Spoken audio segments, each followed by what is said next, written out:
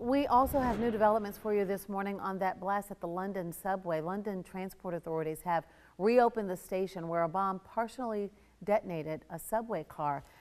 Police have made an arrest in connection with that attack. More than 24 people injured in that explosion. None of those injuries considered life-threatening, though. British police arrested an 18-year-old man in connection with that attack. He was arrested in the town of Dover, which is southeast of England. He has not been officially charged yet, but police say Britain is still on the highest security level of alert, critical, meaning another attack could be imminent. London police also say that a second man has also been arrested in connection with that attack. That is a 21-year-old man who was arrested late last night in West London. He was arrested under the Terrorism Act. The mayor of St. Louis says violence just will not be tolerated after protests broke out in that area Friday.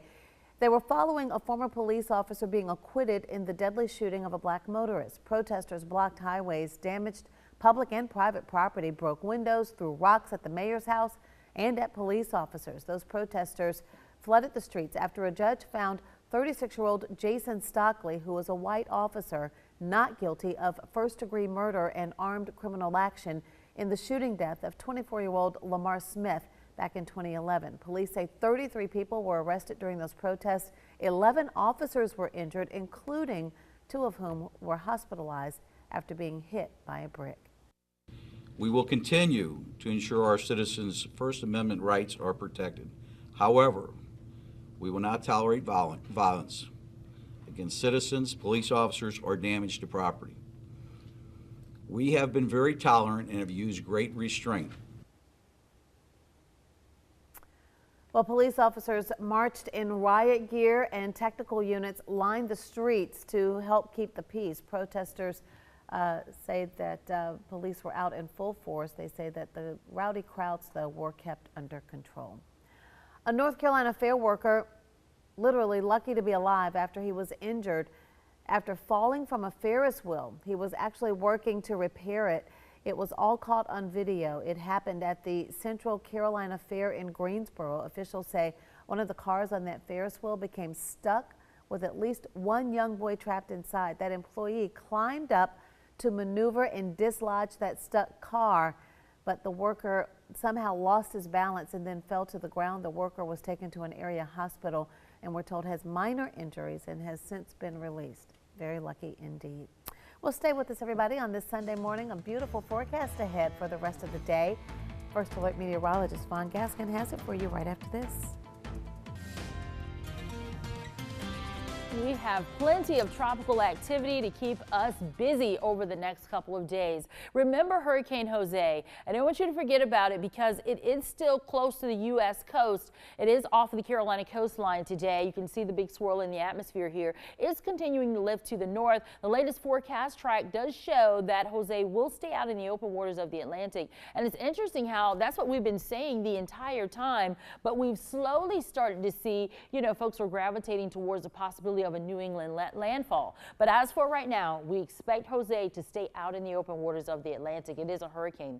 As for Tropical Storm Maria, it is one that we're really going to keep a close eye on, and I have it here in the yellow with winds of 65 miles per hour. And also Tropical Storm Lee, it's weak, barely a tropical storm, but we're still going to keep an eye on it just for the realm of possibility moving forward. But Maria has winds of 65 miles per hour, expected to become a Category 3 hurricane after it moves over Puerto Rico, and that Category 3 is expected to take a curve. When and where it takes that curve out into the Atlantic is still yet to be determined. We have to give the models a little more time to get their act together on exactly what they're thinking. Also, when it comes to Tropical Storm Lee, it's weak, only at 40 miles per hour, those winds. It is going to move into unfavorable waters, so it may just eventually become a remnant area of low pressure. And if you notice the time, the Hurricane Center is only updating this intermittently. So they did an update at 5 a.m. this morning. They may do another one coming up here at 11, but they're not going to do the consecutive updates like they do with some of the other more potent storms. So here's what we have now for 2017 for the hurricane season names. Look at this. We're just blowing through this list. So Lee and Maria, the next 2 names, Nate and Ophelia next on the list for possibilities. And we have seen several major hurricanes out there, but for us in the Atlantic, we've only seen 2 major hurricanes. Now, in terms of the local forecast, yesterday we reached a daytime high of 91. The average for this time of year is actually 85. The record for yesterday is 98. Seems like 98 is kind of low for a record, right? After we've seen those records well up into the triple digits. Now, in terms of how sticky it'll be out there today, we still got a little humidity to deal with before fall makes a real appearance. But we're somewhere in the, I'd say, humid to pleasant category for your Sunday, Monday, and Tuesday. So certainly could be worse, but we still have a little humidity out there to deal with. So we'll be in those upper 80s for us throughout the next couple of days. Plenty of sunshine in place. It's still going to be warm as we see those upper 80s as we go through the next couple days, but low humidity expected for us as we go through Tuesday. And then once we get into your Tuesday, we see 89 into Wednesday. We're expecting warmer 90 on the board. Those low 90s stay with us for Wednesday and for Thursday. Fantastic, a beautiful forecast indeed. Yeah. All right, Vaughn, check this out. This is a lady from Wisconsin. She decided to check something off of her bucket list. Nice. Skydiving at the age of 76. She was determined to fulfill a goal that was 60 years overdue. 60 years overdue. So Phyllis Rudd decided to tandem jump out of an airplane 10,000 feet. Wow. She successfully completed the leap and greeted her friends and family when she landed. Rudd said that she would recommend skydiving to anyone, no matter how old you are. And when asked if she would do it again, she claimed she absolutely would, but she wasn't sure if she would have the time. My goodness. If anybody had an idea they want to go skydiving, don't put it off. Do it, because it is awesome. And then when the chute opens and you're just floating down, I mean, and then you think, I wish it would have lasted longer. She says that she wants to continue to check items off her bucket list, including driving an 18-wheeler. How about that? That's tough. It is. So do you think that was something you might consider? I'm big on roller coasters. Are you? Yeah, Okay. I love the up and down. Yeah. But I don't know about just being up in the air. Well, I don't know. It's a pretty cool experience. You know, I got to do it with the Golden Knights recently, and it was amazing. And it's funny you Oh said my the roller gosh. coaster because they describe the roller coaster part as really being in the plane and taking off and going up to 13,000 feet. And then, you know, you're in the doorway and you actually make that jump.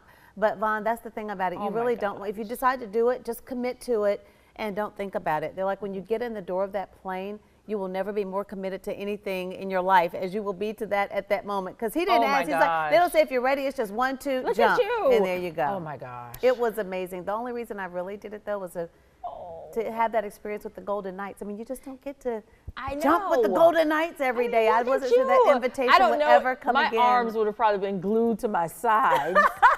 Well, once we were there, and I was like, we're not falling like a rock. I was like, let's have fun with it. I did my little AKA pinky wave too. So for all of our sorrows out there, it was my amazing. goodness. So a big thank you to the Golden Knights. And of course, another part of the reason for our tandem jump was to just raise awareness about the call to duty, you know, and Yes, what they do absolutely. every day to put their lives on the line. So a big thanks to the Columbia Recruiting Battalion, the Golden Knights, and stuff. everybody who wears the uniform in service of our country every single day. Awesome. We will be right back. Bucket list. Did you have any idea that girls with concussions from soccer are more likely than boys to get right back on the field? That's from a new study from Texas Scottish Rite Hospital. They looked at 87 children treated for a soccer-related concussion. About half the girls returned to a game or practice the very same day as their injury. That's compared to just 17% of the boys. Researchers say that's a big concern because ignoring a concussion can prolong recovery and worsen those symptoms. Target is recalling about 175,000 dressers after a dozen reports of them tipping over or collapsing, including tipping over on 2 3-year-old children. That recall involves Target's Room Essentials. The 4-door dresser looks like this. It was sold in 3 different colors, and if they are not anchored to the wall, they are a serious danger for tipping over and creating entrapment hazards that can result in death or serious injuries to children. You can return that recalled dresser to any Target store to get a full refund. And also in this morning's Consumer Alert, mortgage rates remain at the lowest level of the year. Mortgage buyer Freddie Mac says the rate on 30-year fixed-rate mortgages is 3.78%. That's down sharply from this year's peak of 4.3%. That was back in March. The rate on 15-year fixed-rate home loans, which are popular with homeowners looking to refinance, remained at 3.08%.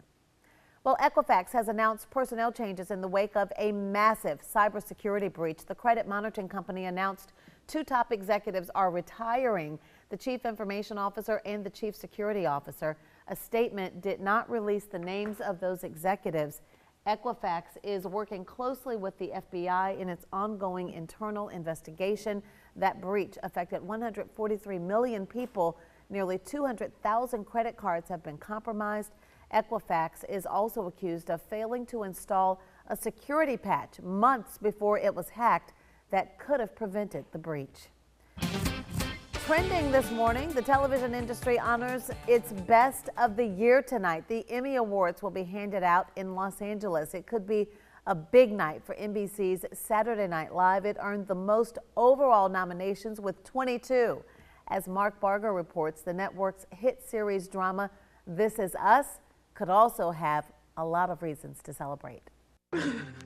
From the get-go, viewers embraced NBC's This Is Us. The Television Academy has too. 10 Emmy nominations, including Best Drama. And that means that people are noticing you and sort of liking what you're doing. Best Drama's been dominated by cable series over the past decade, but with 2-time winner Game of Thrones ineligible this year, the doors opened up a bit.